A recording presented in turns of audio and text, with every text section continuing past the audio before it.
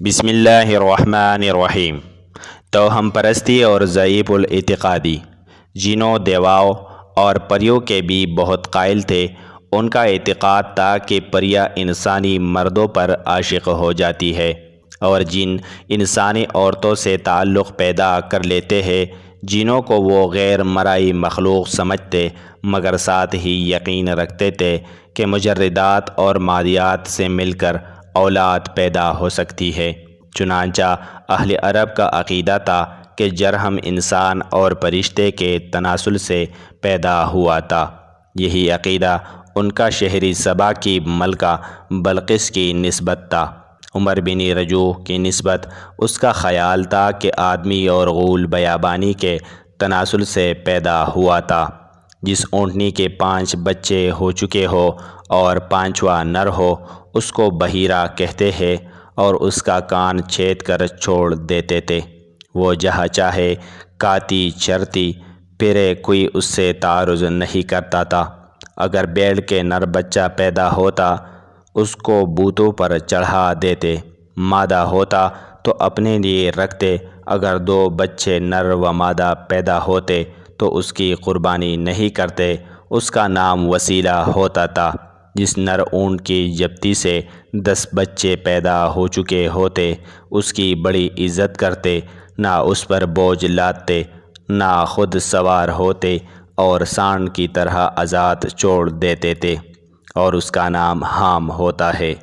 بتوں کے سامنے یا بت خانوں کے ڈیوڑی پر 3 تیر رکھے رہتے تھے۔ ایک پر لا، دوسرے پر نام لکھا ہوتا اور تیسرا خالی ہوتا۔ یہ تیر ایک ترکش میں ہوتے۔ جب کوئی خاص اور اہم کام درپیش ہوتا تو جاتے اور ترکش میں سے ایک تیر نکالتے۔ اگر لا والا تیر نکل آتا تو اس کام سے باز رہتے، نام والا نکلتا تو اجازت سمجھتے، خالی تیر نکلتا تو پھر وہ دوبارہ تیر نکالتے، یہاں تک کہ لا و نام میں سے کوئی ایک نکل آتا۔ رتم ایک قسم کا درخت ہے۔ جب کہیں سفر میں جاتے تو جاتے وقت رتم کی کسی باریک شاخ میں گرا لگا جاتے۔ سفر سے واپس آ کر دیکھتے کہ اس شاخ میں گرا لگا ہوئی ہے یا کھل گئی۔ اگر گرا لگی ہوئی دیکھتے تو سمجھتے کہ ہماری بیوی پاک دامن رہی ہے۔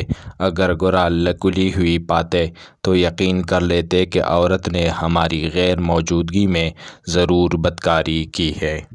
جب کوئی شخص مر جاتا تو اس کی اونٹنی کو اس کے قبر کے پاس باندھ کر اس کی آنکھیں بند کر دیتے تھے، یہاں تک کہ وہ مر جاتی، یا اس اونٹنی کے سر کو اس کی پشت کی جانب کھینچ کر سینے کے قریب لا کر باندھ دیتے اور اسی حالات میں چھوڑ دیتے یہاں تک کہ وہ مر جاتی۔ یہ کام ان کے عقیدے کے موافق اسی لیے کیا جاتا تھا کہ مرنے کے بعد جب یہ شخص قبر سے اٹھے گا تو اس اونٹنی پر سوار ہو کر اٹھے گا۔ ان کا عقیدہ تھا کہ جب کوئی شخص کسی بستی میں جائے اور وہاں کی وبا کا اس کو خوف ہو تو چاہیے کہ اس بستی کے دروازے پر کھڑا ہو کر خوب زور سے گدے کی سی آواز نکالے تاکہ وبا سے محفوظ رہے۔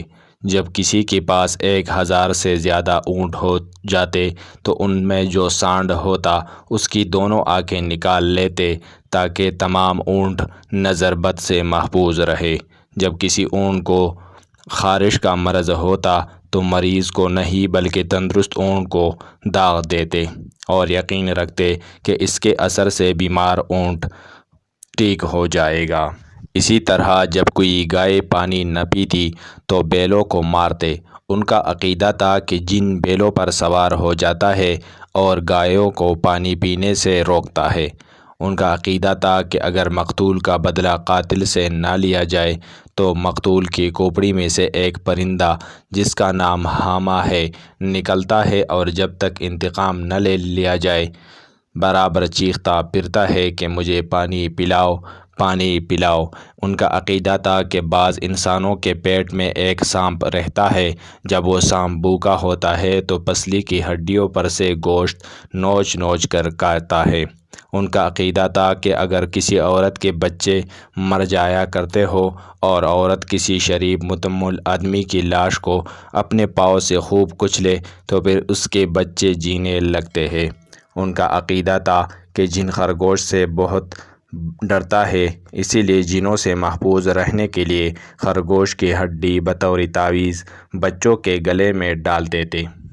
جزاک اللہ خیر۔